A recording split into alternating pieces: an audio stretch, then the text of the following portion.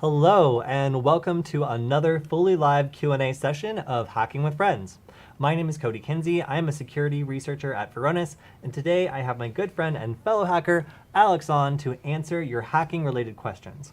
Unfortunately, Michael is still off on a cryptozoology expedition, so if you have cryptozoology or cryptocurrency-related questions, please hold them until he returns. So first off, thank you to everybody who is joining us live today. I see Zam and 8-Bit Oni and several other people we know in the stream. So if you are here because you're always here, it's great to see you again. Or if you saw my recent video on Burp Suite where I invited people on Hack 5 to come check out the stream, then it's nice to see you as well.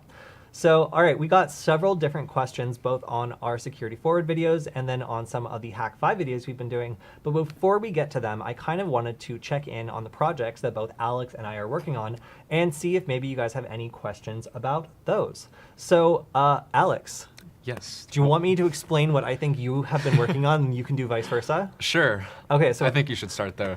Try to explain what I've been up to. All right, so what Alex has been up to is making a special version of the Wi-Fi Nugget that is able to use in Arduino classes in order to make it super easy to do things like write things to the display or otherwise create interfaces. So he's been working on two separate projects, the Nugget Defender, which is a network defense tool that's able to find like rogue devices that might be trying to hack into your Wi-Fi, and also a Rubber Nugget, which is designed to deploy Hack5 rubber ducky payloads. And he's been using the same really awesome classes that he's been developing to make the screens on these really easy to understand and very easy to write to over the last week. Alex, how'd I do? Yeah, that was pretty accurate.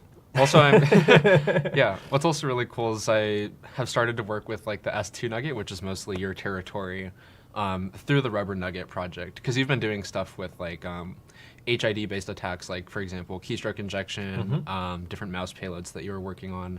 So I got to work on a little bit of that while writing my like classes and libraries and stuff like that for creating menu interfaces for the Nugget. Okay, now it's my turn. Yeah, now it's your turn. So what have I been working on? You have been working on, as far as I know, mostly like web application pen testing and also implementing ways to do that on the Wi-Fi Nugget. So I know your sort of field of expertise is like Circuit Python and just like strapping together random code to make cool prototypes work.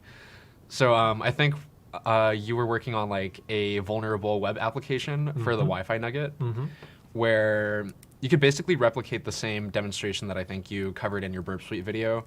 So you're able to do stuff like brute force usernames, passwords, and stuff like that through an application that runs on the Wi-Fi Nugget. Okay, that's pretty good. Yes. So my area of expertise is definitely more Python. Alex has a lot more experience with like C-type languages like Arduino, so he's been messing around with the lower level stuff that you need in order to get these really nice looking interfaces, whereas I have been making like bitmaps and slapping them on in place of developing a interface at all. So I'm just like, yeah, I'll just write my menu onto a bitmap and then just do that in like MS Paint and then just like upload it. And because CircuitPython is so easy, it actually works. So I've been kind of working on prototyping, but really I've been getting down to using Burp Suite in order to understand a little bit more about how web application pen testing works, because I've been interested in this field for a long time, but I haven't really had a chance to get started with it. And my expertise is something totally different. I do OSINT stuff and I do Wi-Fi hacking stuff. I do not really touch this kind of layer of the stack. So I got into it when we took a trip to Missoula like 2 weeks ago, and I realized that it's actually not that difficult, and there's some really good resources out there. So I wanted to share this. If we switch over to my screen, one thing I've been going through is portswigger.net has a academy that has all these labs, and I've been going after the authentication ones, and you can see that I've solved a bunch of these.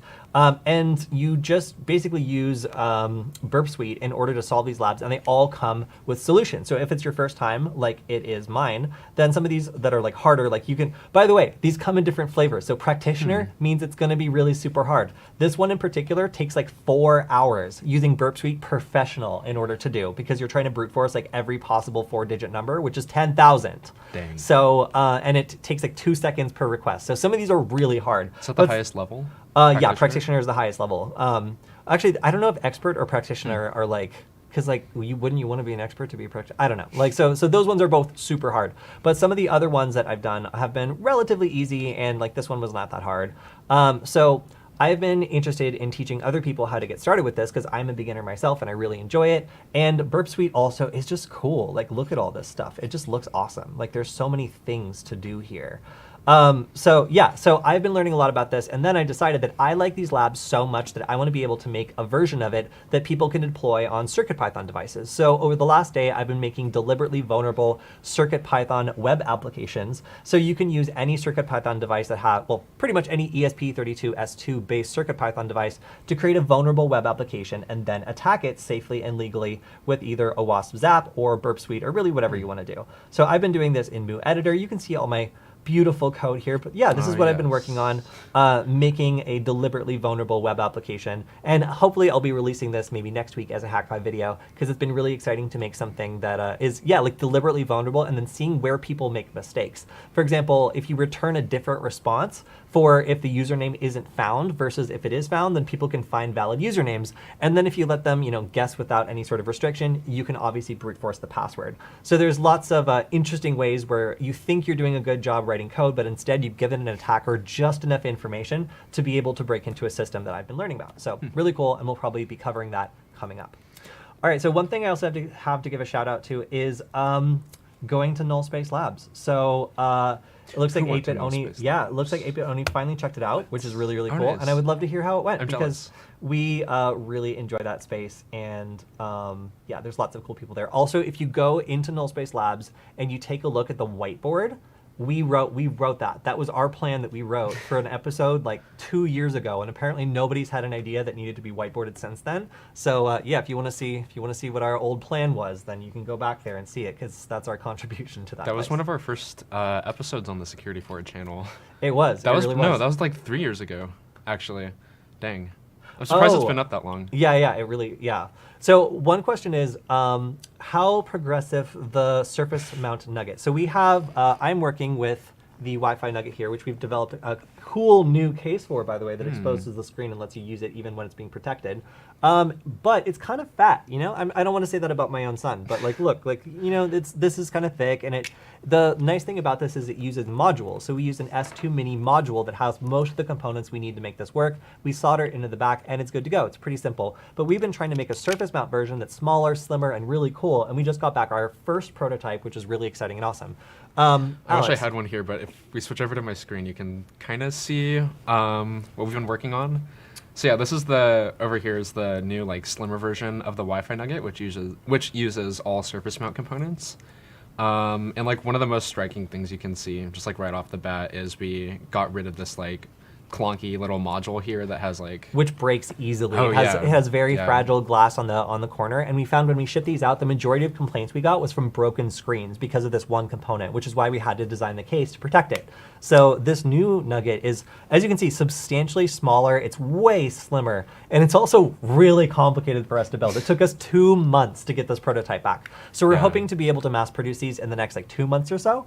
Stay tuned, but we will give some updates as we continue to refactor this and then get in a new design. But hopefully, within 2 months we'll be selling these, and they'll be smaller and cooler and be able to do all sorts of Wi-Fi hacking stuff, as well as setting up a vulnerable web application so you can attack them and learn about Wi-Fi hacking. Plus, there's the Defender version, which will actually help defend your Wi-Fi network. So lots of cool stuff coming up. And then hopefully a S2 version in the future, so we can implement some of the stuff you're working on too. Oh, yes. Yeah. So my favorite has been the S2 version, because I love working with CircuitPython. So if you're a Python person, I've been doing all kinds of cool stuff with that. And you really don't need to know a lot about working with microcontrollers in order to get started writing CircuitPython web applications or human interface device tools. I've even been wanting to make it so that there's the ability to spoof a mouse with a trackpad and be able to take over a mouse too. So lots of really interesting stuff that is coming up on the horizon with the Wi-Fi Nuggets. Okay. Dinkelberg says the main problem would be to fit battery without making it a chunky boy. Yes. So our next version should actually support a LiPo battery if you want to add one. But, and you might not know this, it is terrible to try to store or ship a product that has a LiPo battery.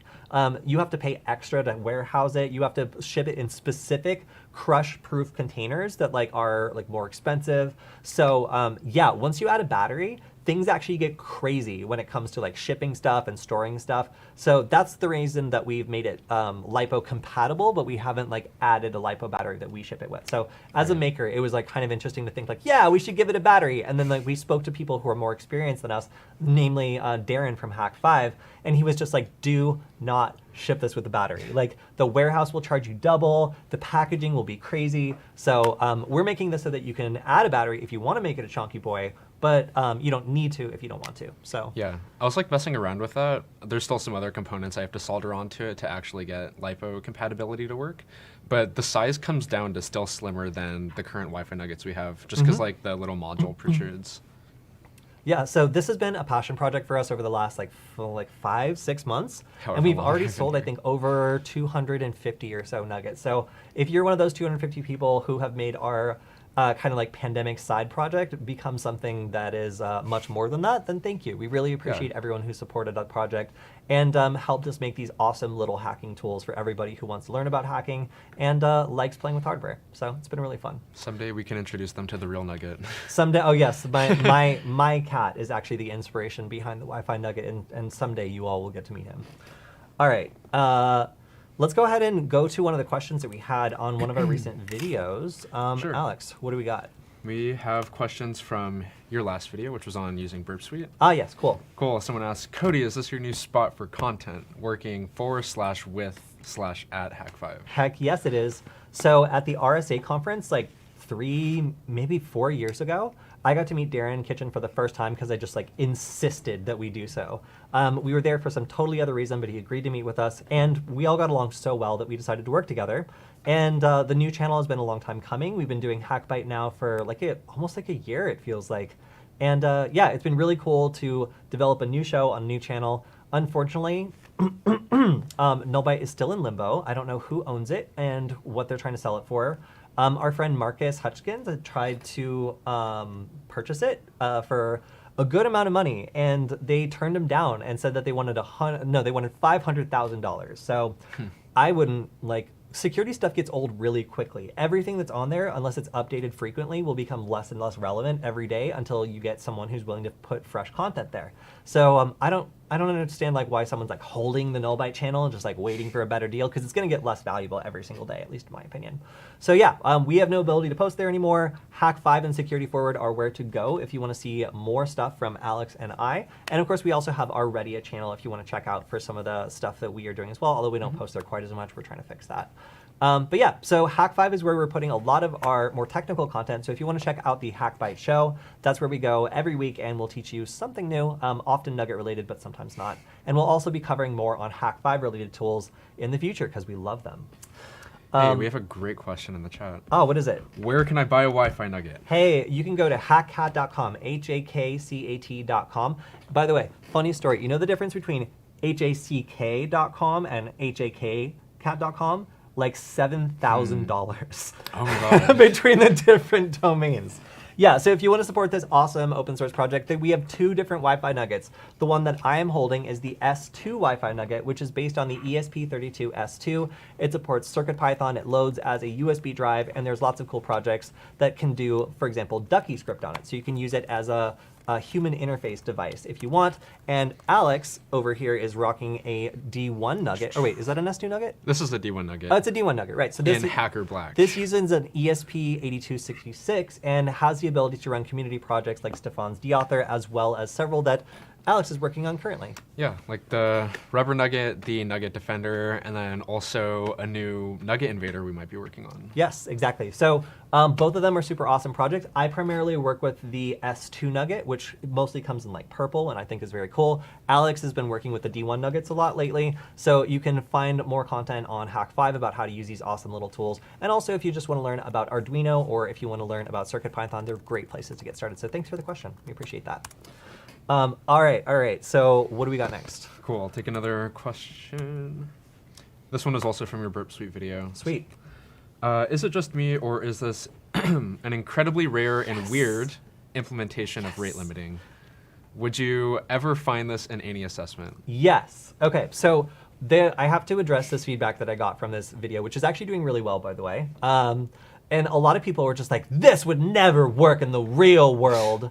And the problem is, like, when you try to say, like, this would never work in the real world, often the way that you get paid a bug bounty is because someone's just like, I need to do access control. I'm sure I could just roll that myself on some part of this attack service. Now, is, like, your login to Facebook going to be vulnerable to this? No, of course not. And also, this is a lab. It is a specific implementation of a vulnerability which you may or may not find in various places, but you should be aware of. So you can use this technique and basically develop a tool that you can use in various flexible ways. So it's just like, you can think of 10 different ways that a hammer could be the wrong tool for a job, or might not work. Exactly. This is the perfect tool for the job. I don't know what you're talking about. All right. This can do anything. It doesn't mean that this isn't a good tool for specific things. It just means that maybe not for, everything, like hosting a stream, for example. It might not be the best tool. Right.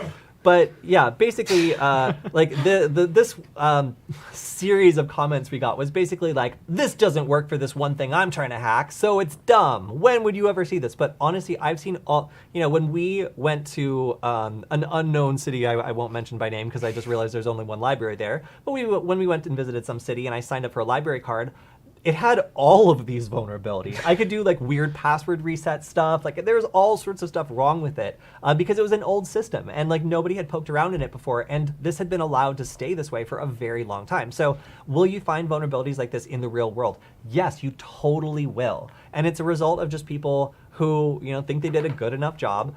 And when I created a vulnerable web application and sent it to my friend Arsenis last night, he was just like, when would you actually see this? And it's just like IoT devices, like logins for libraries, logins for schools, like all sorts of things where people have done, like they have to fulfill like, all right, no sending passwords in plain text and make sure it's not, all the important stuff is in plain text. Like, got it, boss. I'll base 64 it and I'll hash the password with MD5.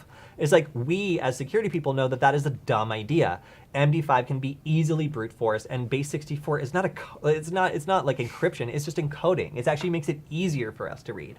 So little steps like this, where people will attempt to obfuscate something or do just the bare minimum to satisfy security best practices, but that just means like no plain text passwords. It's like, okay, well, like MD5 like isn't that much better, but what are you gonna do? So yes, these are absolutely useful skills for all sorts of different types of engagements, but they will not apply to everything. That is what a lab is. When someone teaches you a math equation, they teach you in one specific context, and they don't expect it to apply to every sort of thing you will ever do. So that's the way to kind of look at the Burp Suite guide tutorial series, perhaps I will do in response to this feedback, just showing you different tools that you can put in your toolbox to try around when you find a vulnerable web application to see if maybe that's the vulnerability that gets you in.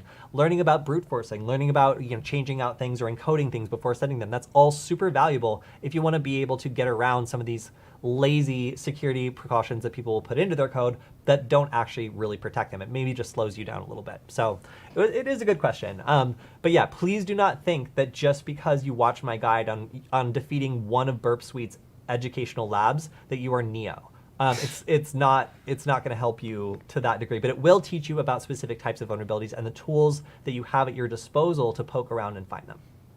Yeah, you'd also just be surprised like how poorly secured things are. Like lots of these things would actually just work. The Google Alphabet Corporation says my fingers are the deadly ultimate hacking tool. Okay, yeah, nice. Hell yeah, that's an intense statement. It's not a question, so I can't really respond to it any further. But yes. Oh, and sorry, we're being corrected that was a mallet, not a hammer. Same difference. I would argue that a mallet is just a soft hammer, but let's move on. You can still accomplish the same things with this. All right, so one person says we should send out a press release regarding Nullbyte and how you're not involved anymore. We've actually been thinking about doing a Hack 5 video on that, just kind of addressing it, because we do get this question a lot. It's just like, it feels weird to, have been involved in creating the Nullbyte channel from scratch. Like, it was my idea, like, I'm the one that created it. Yeah, just like having to like distance myself from it now because I have no idea what they're going to use it for is very strange. So I guess we'll see what happens with that. All right, let's take another question. Sure. Also from your Burp Suite video. This one says, nice, very well explained. Maybe make some short videos with only the concept and a basic explanation for non-tech people. Yeah, so we've actually been talking about doing something like this for Varonis, actually. So we were talking about making a series of short videos that cover a concept like what is a man-in-the-middle attack, or what is, a brute force bypass, like something like I was showing off, and basically just explain the high-level concept of like how an attacker does this without you needing to follow along every tiny step that I do in Burp Suite. Like if it has some narration and maybe like a flow chart to show you like how the attack works, then some of these could be cut down into shorter videos that just get you, like someone who might not have heard this before, a little bit better acquainted with like what this attack does on a high level and how all the moving pieces work. If you guys want that, let us know, because that's something we're considering doing, and that could be a new focus for us in 2022. Oh my God, it's 2022. Dang. Yeah, that'd be really nice to have, I guess, like high-level overviews of different like techniques and also tools that are out there that can be used widely for stuff.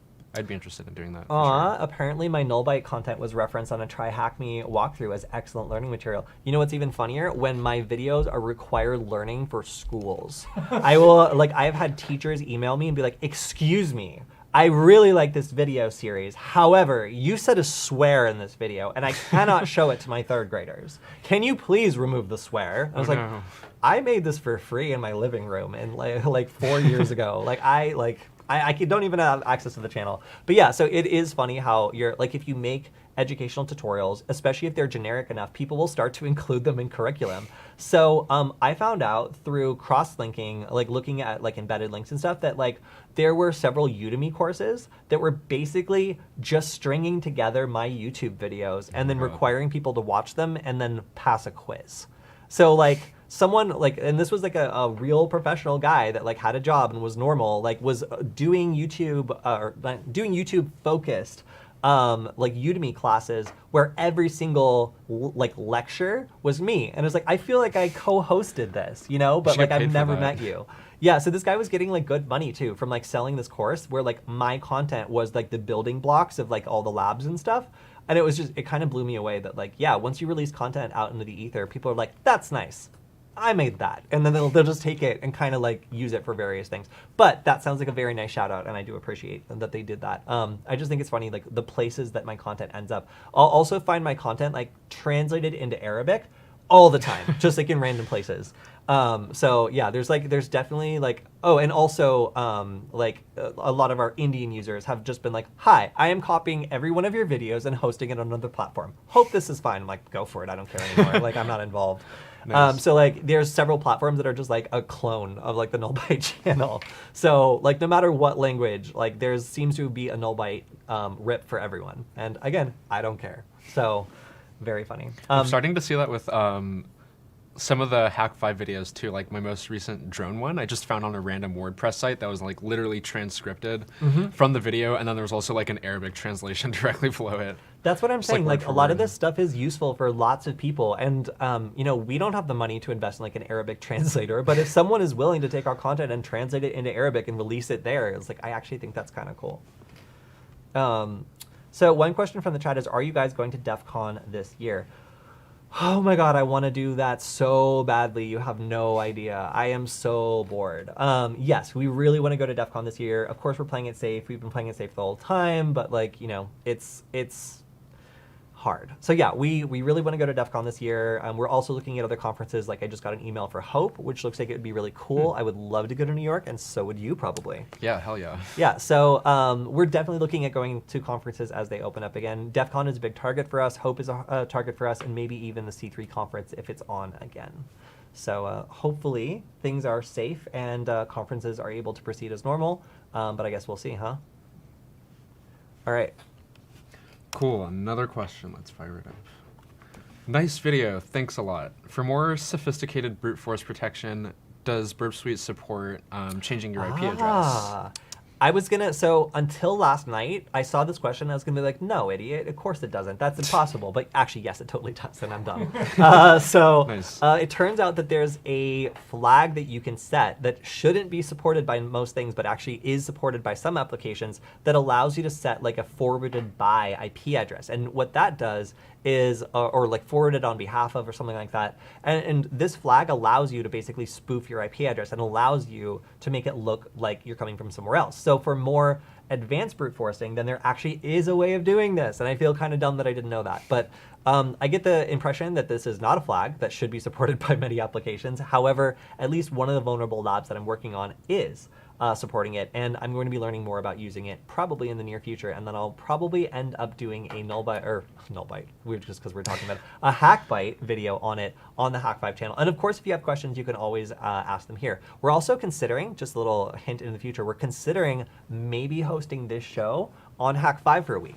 How would you guys feel about that? Having a bunch of random people flood the chat that you've never met before, all asking questions. It could be fun. We did it with Nullbyte back when that was a thing, and we're talking to Darren about possibly doing it. I think it would be fun to have people come on and ask questions about the last videos we've done. So yeah, seems like something that we'd like to do. Oh, also, question was, any plans for European conferences? So I really admire the way that, oh my gosh, I'm blocking on his name. I was just about to talk about him. The TV Be Gone guy. Why am I forgetting? Mitch Altman. I really like the way that Mitch Altman has set himself up to do all these really cool conferences and get to teach people hardware. And we've been in touch with him asking about all the best conferences to go to. And a lot of them were European conferences that I'd never heard of before, like May Contain Hackers and some other cool stuff that I didn't know about. I just knew about C3. So I'm definitely planning on trying to take this guy to C3. I think he would get a lot out of it, and I had a lot of fun there last time. And also, I never go to a conference without an entourage. And I could commit cyber crimes in a foreign country. Just kidding. I would never do such a For thing. legal reasons, that was a joke. Yeah, so actually port scanning in Germany is a crime. So literally, if you fire up Nmap, you might become a criminal. Dang. So yeah, there are some really great conferences. I'm probably going to be avoiding the ones in the UK for a little bit. Don't ask me why. It's just weird there. But some of the other ones seem really interesting. Like some of the hacking conferences in the Netherlands seem cool, and there's some like hacker camps as well.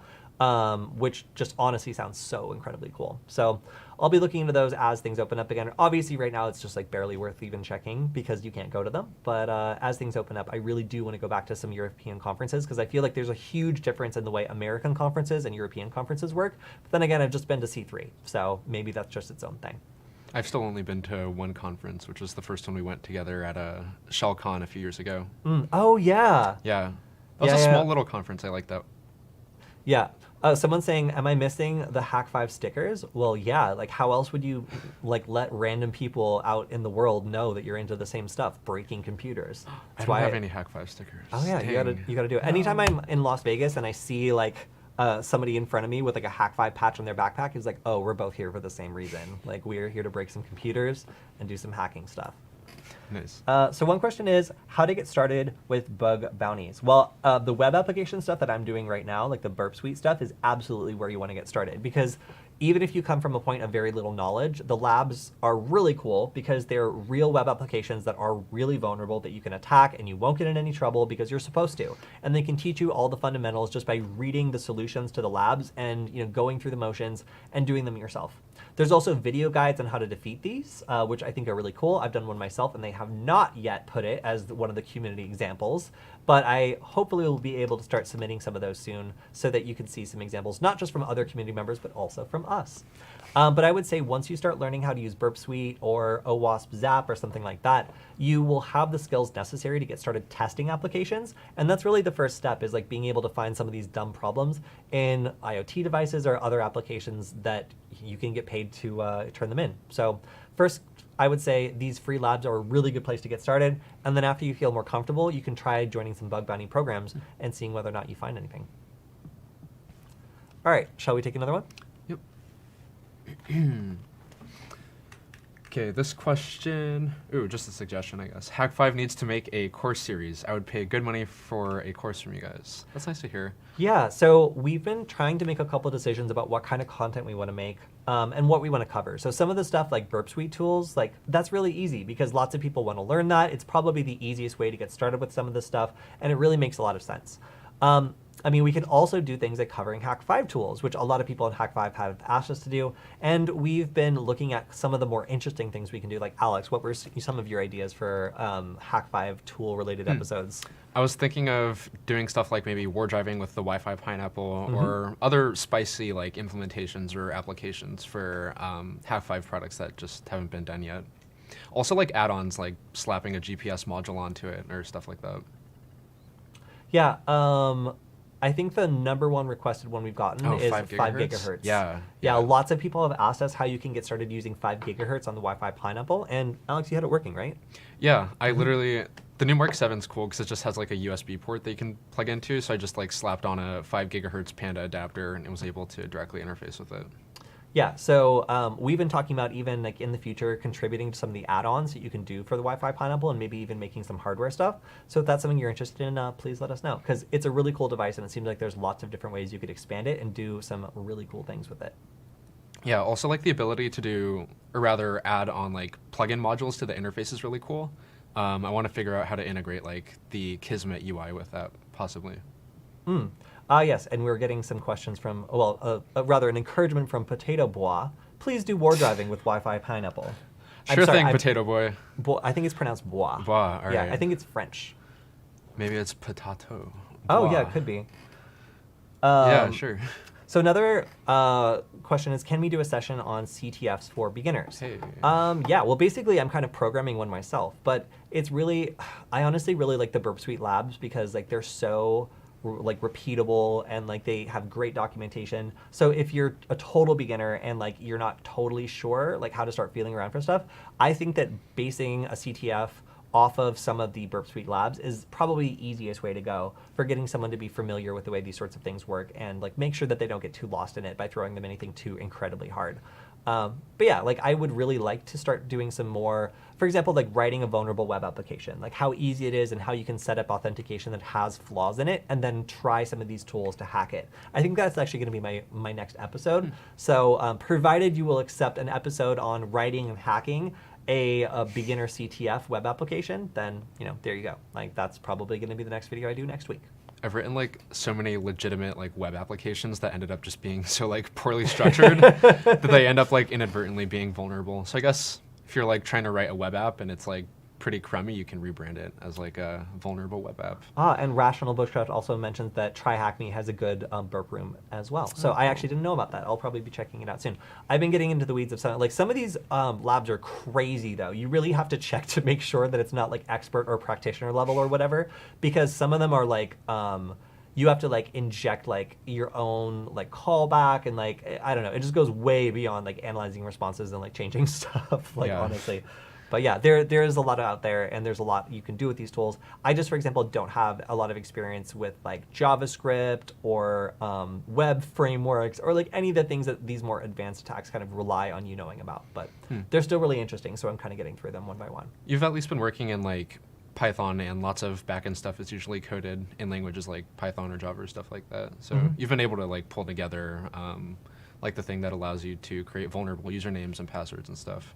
Yeah, and like being able to like follow some of this stuff is really, really useful for being able to create my own challenges and like do things that other people can learn off of as well. So as far as I know, port scanning is not forbidden in Germany, only the use of hacker programs, but that would possibly be changed by the new government. Okay, so that's interesting. So when I was last in Germany for the last C3 conference that was actually in person, what was interesting was a lot of people were talking about how Shodan was a workaround because in Germany, at least at that time, it was considered not acceptable for you to go around and start sniffing ports or, you know, like poking ports of random companies. Like if you just started like looking for vulnerabilities, even if you didn't exploit them, that was still problematic and could get you in trouble because it was suspicious behavior or it wasn't like permitted in some way, shape, or form. So Shodan was a way that, because it was based in the United States, German hackers could get around that by having some other company just go ahead and scan it. So if there's been a change for that, then I'm interested in reading about it. Maybe I'll check it out after the stream. Should we be concerned if a device we have, like an Apple TV, Alexa, or sound systems, is acting strangely by changing volume suddenly, having complete Wi-Fi drops? Yeah, like you're that. probably part of a botnet. I mean, you know, at that point you might want to try just like resetting your firmware and like rolling things back and seeing if that helps, because there's lots of IoT devices that have become part of botnets and that do so all the time. And one of the symptoms of that is erratic behavior, it dropping off the network because maybe it's busy, you know, deauthing like beaniebabies.com or whatever. I don't know like who their target is, but like, you know, like maybe it's busy doing other stuff some of the time. Of course, it could just be, like a bug or an error that's not malicious. But one of the first signs of, new code maybe running or some other process running would be, it dropping off the network or otherwise acting suspiciously, lagging out really badly. That is that is definitely like potentially cause for concern, because these things like sit in a kind of trusted position. So having just a microphone in the room that's been compromised and is like committing like attacks, a criminal IoT device, as it were, is definitely not something you want in your house. Nope. Do we want to take another question?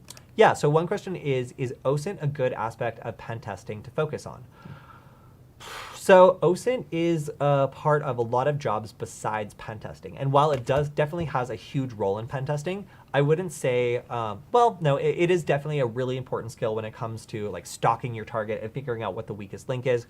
I would say like OSINT is definitely the difference between a really easy attack that's well researched and uses data in order to like be very lazy and like use the lowest possible amount of energy in order to hack this company, versus like really having to be a lot more active in like your reconnaissance and the kind of outreach that you do, which could get you caught. So yes, OSINT is definitely a good skill to have if you're getting into pen testing, but there's lots of other jobs that use OSINT where it's much more of a primary skill. So I used to do business intelligence, where one company would pay me to basically stalk another company and tell them, who are they hiring? What are those people's specialties? Like what kinds of new product developments are they talking about coming out with, and what kinds of things have they hired enough people to support?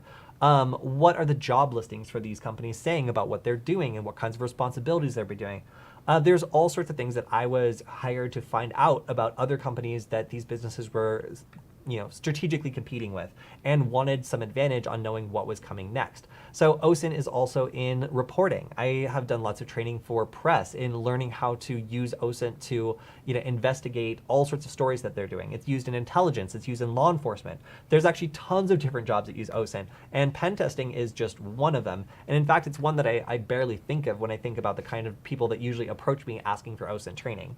So OSINT is huge, and it has more implications than just pen testing. If you're good at OSINT, you can get jobs training tons of different type of people or doing tons of different types of investigations, not just scoping out a target for a technical attack, although that's definitely something that will improve the results of your attack and make sure you're working with the best and I would say most juicy information you can have access to for what the lowest hanging fruit is when it comes to attacking a company. Because you don't want to go up against their best defenses. You want to find some stupid mistake that somebody made and left public somewhere, maybe a password that's been reused and been released in a data breach or something like that, that will allow you to get into the company or whatever the target is without getting caught or spending too much energy.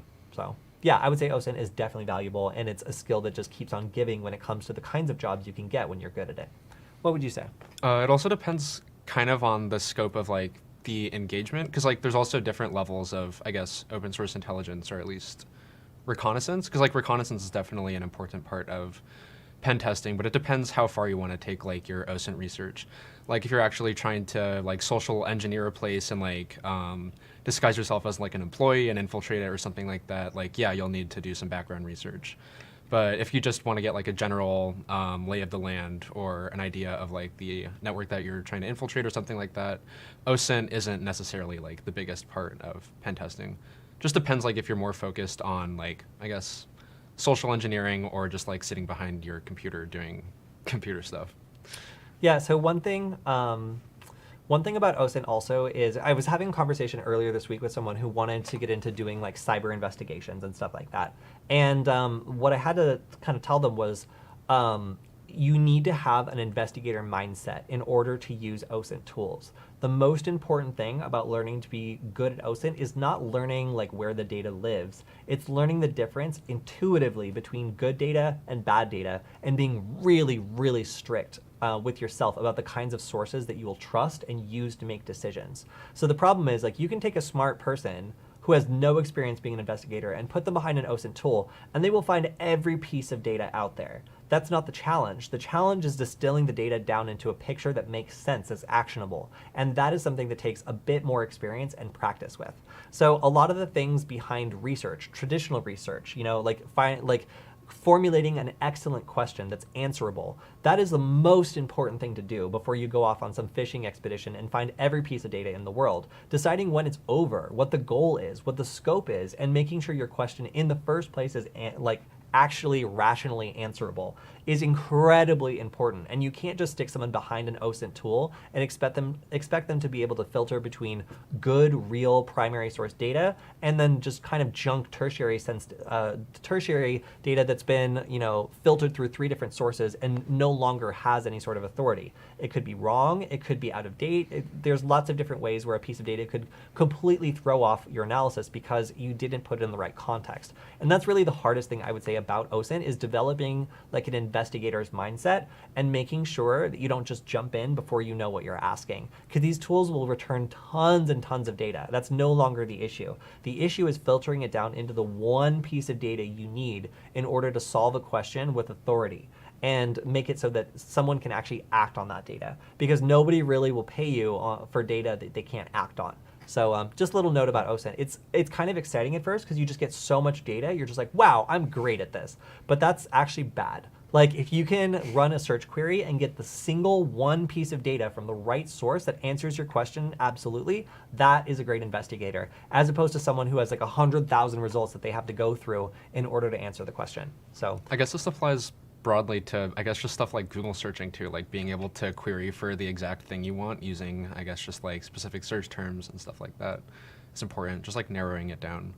Also, like they do go hand in hand, like OSINT and like pen testing or hacking, but I feel like they're kind of 2 different skill sets in a way.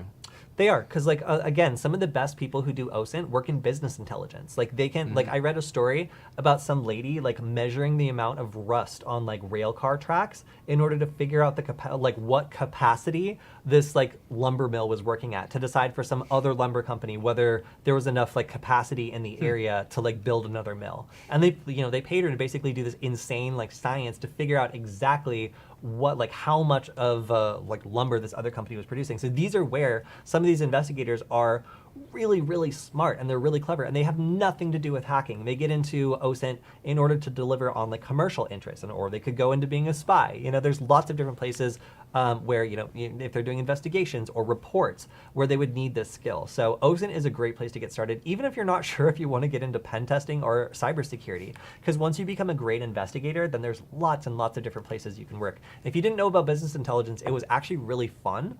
I got to pretend to be a spy and work with some very smart people to wrangle forbidden pieces of information out of rich people's mouths and then turn around and let people make big investments based on them. And it felt pretty cool. So that's not what I do anymore, but it was where I learned a lot of the OSINT skills that I have today. That's totally fun. Yeah. Hey, someone says Bellingcat is a great OSINT source. Yes. You've told me about them before. Yeah. I was like, Alex, have you heard of Bellingcat? He's like, yeah, the ransomware group. Shut up. That's what I default to. Yeah, so Bellingcat is a great investigation source if you just want to see some just sheer creativity and the way that you can use open source intelligence to find all sorts of interesting things. They've unmasked nation-state assassins and intelligence workers and all sorts of other things based on things like car registrations, which are open source, and just had laziness or mistakes done in the way that these spies were registering their information that allowed them to sweep up a whole big group of them and identify them. It's just really interesting the ways that they've used the sources out there to be able to make huge impact in the investigations they've done. So if you want some inspiration for some really interesting investigators that work on very impactful investigations, Bellingcat is a great source, and it's where a lot of the journalism people now go to when they want excellent training. So Bellingcat's very cool. Nice.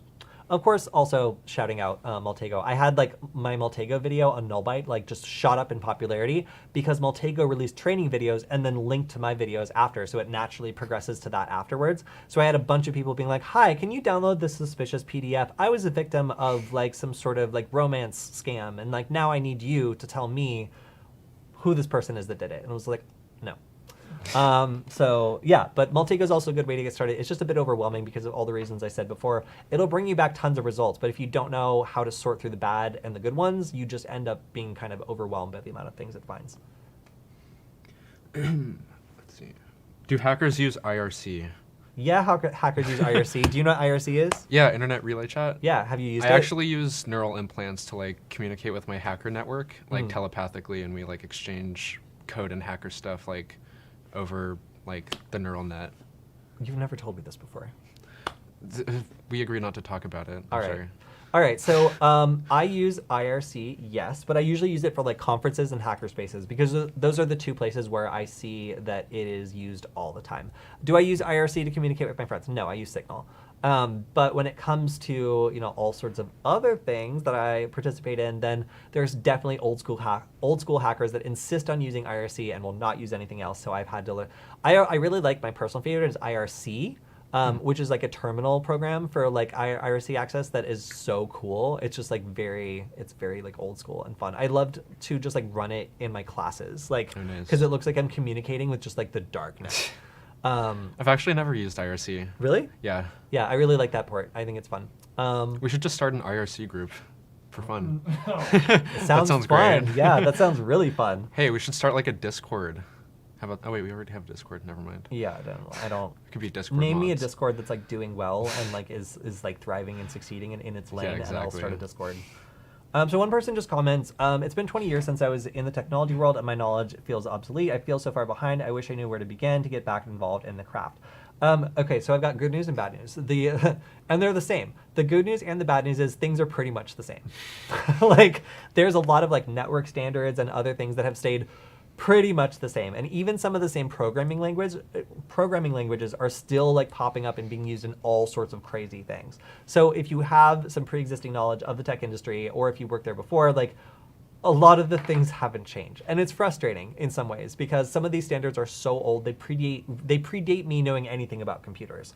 But yeah, so I wouldn't be too discouraged. There's lots of ways to get started with this, and again, I just started doing web application pen testing. Just training, I guess, like 2 weeks ago, and I've already beat a bunch of the labs, and I understand the principles behind it, and I've never done this. It's something totally new to me. So I wouldn't get too down on yourself if you're feeling like you're a little behind. There's always places of interest to get started, and frankly, if you're interested in them, you'll spend the time to learn them, and that puts you ahead of people that are just learning it because they have to. Yeah, you'd be surprised. There's lots of old technology, but new exploits, because too many places are just like too lazy to implement new stuff. I'm sorry. Somebody just typed ASL in the chat, and I thought it was 2000 again. No, we're not. We're not doing that. This is not AOL or AIM. We're not doing that. That'd be real cool, though. No. All right. Next think so? question. All right, next fine. question. We're not bringing back AIM and IRC. Sorry, everyone. Let's see. Okay. Question on your last video. I often come across sites that implement CAPTCHA incorrectly or allow you to reuse the same non/session ID infinitely. Surprisingly, developers implement CAPTCHA or rate limiting incorrectly all the time. Yeah, usually because it's a plugin. Like they either one of two things. Either they implement a plugin wrong, so they're not like either using the features properly, or they just kind of ham-handedly like put it in there, or even better, they try to roll their own and it's crazy. Rolling your own is my favorite reason that people will make like horrible, inexcusable, confusing like flaws in web applications. And yeah, like definitely using CAPTCHA would be a very bad idea to just try to roll your own if you're busy doing something else. But yeah, I wouldn't be surprised at all because CAPTCHAs are still, a lot of websites still don't use them, which is kind of amazing to me. But like when they do use them, they're probably looking for the easiest possible way to integrate it in order to solve like a hot problem that's popped up. And they're probably not looking too much into ways that people could circumvent that, if all they're trying to do is just prevent like brute force, entries. All right, another question? Sure. This one was on, I think, last week's Q&A. Someone asks, how do you turn on Bluetooth on a Raspberry Pi 4 Kali Linux? There's a window manager thing that you can install that I know like vaguely of called Blueman. I was about to say the same thing, yeah. Oh, nice. I think you can just install it with like sudo apt install Blueman, and other than that, I think it installs like the drivers you need for Bluetooth too, and lets you configure devices with it. Mm-hmm. Yeah, I don't like using the Bluetooth on the Raspberry Pi. It can be really finicky and annoying. I've mostly tried to set it up with like Kismet so that I'm able to record like car stereos and like other stuff when I'm out and about. And I found it to be really frustrating. I didn't have a great time. So maybe I'll revisit it again because I want to do an episode on like tracking cars via their like Bluetooth stereos. And I think that would be really fun. But That sounds cool. Yeah, maybe another time. Oh, 8-bit only says system CTL start Bluetooth. Yeah, it should have like the Bluetooth driver or daemon installed or whatever, and you can start it that way. And also, I guess, connect over command line, but Blue Man just makes it easier to interface with. Another question. Alex is a cyborg? Maybe. Wouldn't you like to know, Julian? Oh, wait. He's not. He's going to decline to answer that one. Yep. Plead the fifth. Do you want to take another question? Yeah, so we're almost out of time. So if you guys have any questions you've been holding on to, then feel free to drop them in the chat. We'll try to answer them in the last like 5 minutes or so we have. But yeah, let's take another question from the video. Someone says, my D-Stike Evo Mini will not de-auth. What do I do? Oof. Okay, so a D-Stike is one of Stefan's friends in China who makes hardware for kind of around the Wi-Fi de-author. I don't know what this particular model is, but I have several of them, and they're just like a little fragile sometimes, so it could just be broken. But maybe it's on 5 gigahertz, dude. Maybe that's so. why. Like, one of the biggest complaints we get for the Wi-Fi de-author is like the fact that it's a dual band network. So if you start attacking a device that's on the 2.4 gigahertz network, it just moseys on over to the 5 gigahertz network, and then that little chip can't do anything about it because it only supports 2.4 gigahertz. So one of the reasons why de-authing doesn't work is, like if you have a dual band network, then you can't attack 5 gigahertz. Unless you've got like a Raspberry Pi that has 5 gigahertz compatible wireless network card in it, or a wireless network adapter, which kind of goes into the next question that I like, which is what hardware/software setup would you recommend as a home lab type of setup? Think budget. So as much as I've talked about how much I don't like it, my home lab right now currently consists of a Raspberry Pi 400 with a mouse plugged in. What? You didn't tell me you were a traitor. And I'm running Manjaro on it. So running Manjaro on the Raspberry Pi is a cool thing to do that makes you feel cool and have to use different package managers. But it does have access to all of Black Arch's like repositories, which is really cool because there's an absolute ton of them. So using a Raspberry Pi, maybe not a 400 because I actually hate those, but like maybe a Raspberry Pi 4 or a 3B Plus, which is kind of my favorite. Using one of those would probably be a good idea if you want to be on a budget, but you want to get started with Linux. And again, I really like Manjaro, but Alex, what would you say? Yeah, if like for a really budget solution, I think I'd pretty much recommend the same. My personal favorite Raspberry Pi is I think the 3B, like the one before they had like the crazy like metal capped one, because I had problems with that one. The one that only has 2.4 gigahertz, but if you want to do stuff like Wi-Fi hacking, you can of course slap on adapters or stuff like that. In terms of like adapters I'd recommend, I guess like the Panda PAU09, that's my personal favorite. It supports dual band. And of course like other peripherals you can slap on it, like I guess a GPS dongle if you want to do war driving or stuff like that. Someone asked, what phone do you guys use? So I have a Pixel 4 XL because of 2 reasons. One, it has the Project Soleil radar chip in it, which I think is super cool and really interesting piece of hardware. It doesn't really let you do that much with it, which I was kind of disappointed by. But the fact that it has like a little radar chip that's like crazy tiny and is able to like infer like what's going on in front of it, I think is so cool and has the potential to make some really interesting interfaces in the future. So I wanted to experiment with that. Turns out you can't really do too much with it yet, but it was still a really interesting add-on, and there weren't any other phones that had it. And then the second thing I like about it is it has a infrared camera. So a lot of the time, if I like, for some reason for me, like I like to identify real versus fake neon. It pleases me when I catch fake neon. I really like to feel like a smart guy and be like, that neon's fake, and I know because I have scientific tools to prove it. So neon, or at least certain colors of neon signs, will pulse in infrared light when they're real. And if they're just like little LEDs or whatever that's just lighting up some like edge-lit plastic, then like it won't do that. So oftentimes if we're just like waiting to get into a restaurant, I will like inspect and make sure that all the neon is real and then report back to everyone as to whether or not it's real with the infrared camera. Have you ever called out a neon phony to their face? No, I've never called on a neon phony to their face, but I have very loudly said, hey, this neon's not real, and then looked in their direction and had them look back at me, which kind of seems like pretty close to that. Nice. But I don't, like, do I want to, like, tell them, like, hey, why don't you make a fire hazard over here? Like, I don't care. Like, I just think it's cool that, like, my phone can tell the difference. Nice. Alex? I just have, like, a OnePlus Nord something or another. I actually just, like, arbitrarily got this phone because it was one of the cheaper in the spec range I was looking for after having smashed my Samsung Galaxy. While hanging out with one of my friends, I like dropped it down the stairs, and I immediately needed a phone to ship to me like in the next 2 days. So I picked this one just because it has like a ton of cameras on it, and I mostly do like macro photography for like electronics and stuff like that. And the specs hold up pretty well for stuff I do, like terminal emulation, war driving through like Wiggle, stuff like that. And of course, it's Android. Okay, so we have a question. Doesn't WPA3 have some sort of anti-DDoS security? And of course, Zam jumped in here and partially answered it, which says that 8211W will fix deauthing vulnerabilities, but WPA3 no longer makes this feature optional. Although WPA2 backwards compatibility can negate this. That's actually a very succinct way of answering the question. Yes. So currently in WPA2, management frames, including deauthentication frames, are not authenticated, meaning it's easy for anybody to spoof where they are from and where they're going. So I can create a packet that seems to be from the router telling any device that it's supposed to disconnect, and it will just listen to me. Now in WPA3, this is fixed because these management frames are no longer just out there. They can't be spoofed the same way. They're authenticated, meaning that they can't be spoofed. So that attack is now off the table. But as Em was saying, just making this go back to 2.4 gigahertz compatibility mode will totally negate that, and then all the same attacks that work now will work again.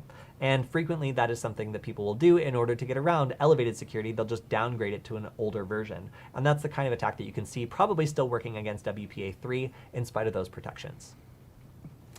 Let's see. So we've got some questions at the last minute.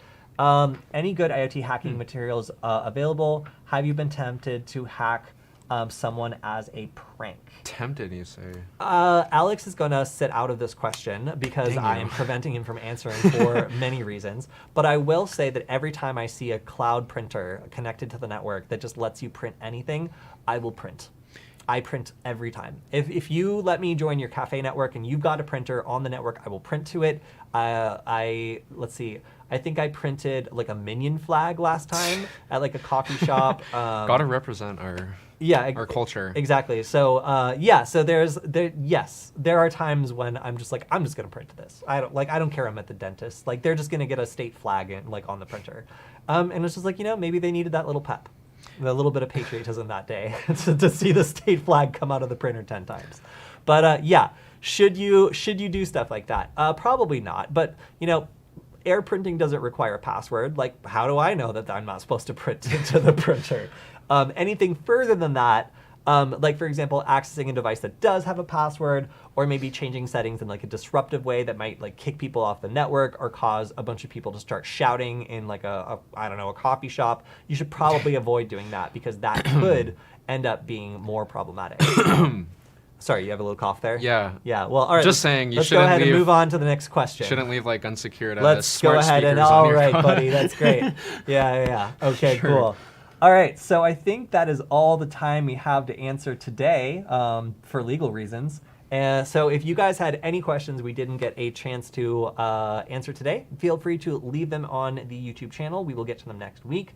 Of course, you can always show up and we will just answer your question live in the chat because we love to see you. But if not, we'll be also checking the Hack 5 videos we released to see if there's any good questions for us to answer there. You can also check us out on Friday, where we will be doing another fully live stream going over the news. And a big shout out to everybody that hung out with us today. Great to see Zam also answering questions almost better than we do, as well as everyone else. And Zam, you forgot to ask your question about the Coral AI thing. Guess we'll have to talk about it on the news, huh? All right, well, thank you to everyone else on the stream. Alex, thanks for joining us again, and we will see you all next time. Bye.